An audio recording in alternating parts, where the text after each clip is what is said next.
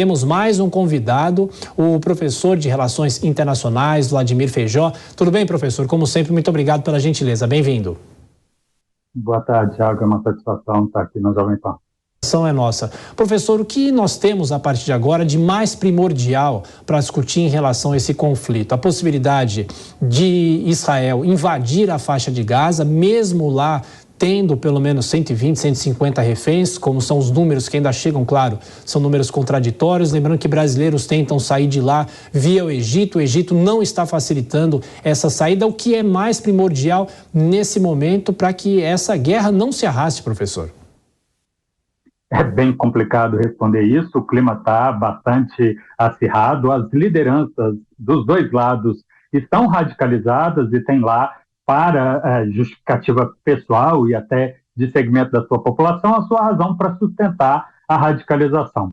Do ponto de vista da estratégia militar, Israel tem feito o que a gente vê de um escalonamento esperado. Fechar o suprimento para tentar estrangular as capacidades de atuação, enquanto usa o seu poderio aéreo para o que a gente espera, alvos cirúrgicos. Só nessa noite foram 750 alvos atingidos, ao todo mais de 6 mil, e com isso reduzindo a capacidade, espera-se, de atuação do Hamas, eliminando a cadeia de comando, mas também estoque de munição, convocando reservistas e agora pedindo que os civis se desloquem de uma zona onde provavelmente vai haver confronto com essa incursão por terra. Mas, ao mesmo tempo, Israel está tendo que lidar com um novo governo. O governo de crise assumiu apenas quarta-feira, está tendo que lidar com a possibilidade de duas frentes de conflito diante uma tensão crescente. A gente viu na cidade de Jerusalém, mas também na Cisjordânia, alguns confrontos com a população, sem contar o risco da atuação do Hezbollah.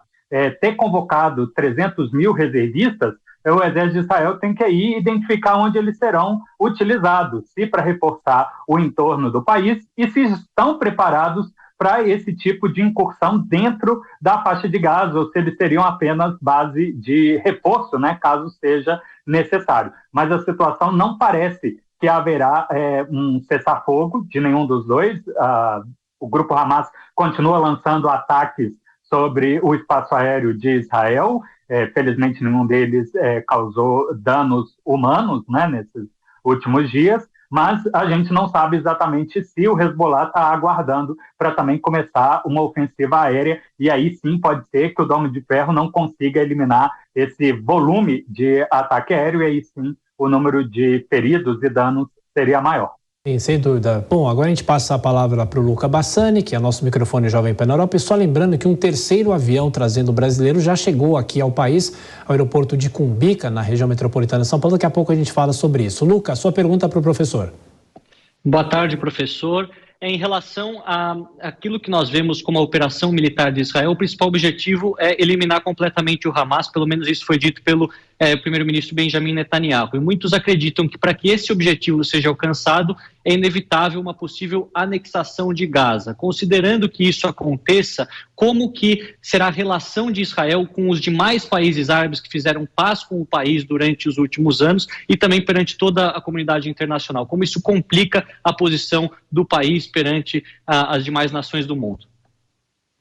Passando essa afirmação de autoridades israelenses, talvez seja, inclusive, impossível de ser alcançada no total. O que é possível seria a eliminação daqueles membros conhecidos do Hamas. Mas não podemos esquecer que pessoas radicalizadas e que se dispõem a entrar para esse tipo de associação podem avolumar o corpo dessa entidade ou pode até criar uma entidade paralela. Considerando a anexação da faixa de Gaza, Israel estaria numa situação um tanto quanto tensa, porque isso significaria a anexação de território que muitos países reconhecem do Estado palestino, mesmo que o Hamas não reconheça esse Estado com este território, gerando certas tensões. Além, óbvio, das grandes dificuldades, inclusive das forças de segurança pública ou do próprio exército de Israel, de patrulhar e garantir segurança dentro dessa área, já que anda um tanto quanto criticado, que não teve condição, diante o ataque que a gente viu depois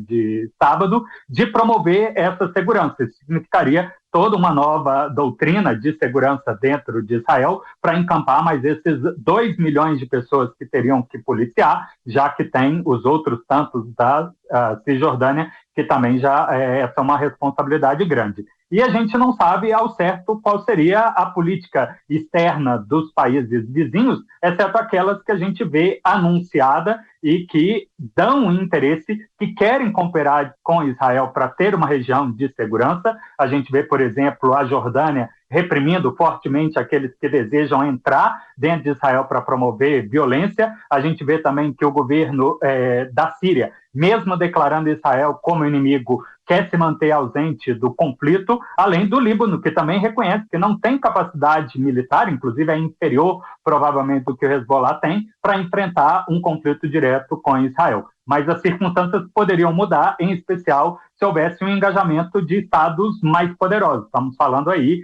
da Arábia Saudita e do Irã.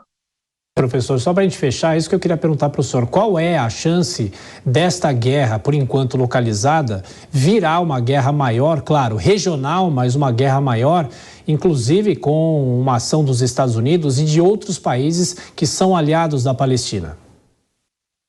A gente costuma estudar na academia que uma guerra não acontece porque um lado não acredita que pode ganhar. Então, se existe possibilidade da Arábia Saudita e do Irã, eles estão aí dentro do cálculo de janela de oportunidade. A presença dos Estados Unidos na região é, de fato, uma dissuasão, porém, a gente tem que entender que os Estados Unidos também têm interesses em outras áreas do mundo, assim como a Europa já deixou claro que tem preocupações com o que acontece na Ucrânia, seriamente, né, como um conflito europeu, mas também nós temos a situação no leste da Ásia, que é bastante tensa, a relação da China e Taiwan, Coreia do Norte e os seus vizinhos, e todo esse tipo de resposta conjunta, ou possibilidade de resposta conjunta, pode ser que leve um desencadear de coisas, a gente ter 2, 3, 4 guerras de escala global em andamento simultâneo, e aí sim esses países optariam por atuar, imaginando, né, que as forças ocidentais em especial estariam diluídas nesses outros conflitos.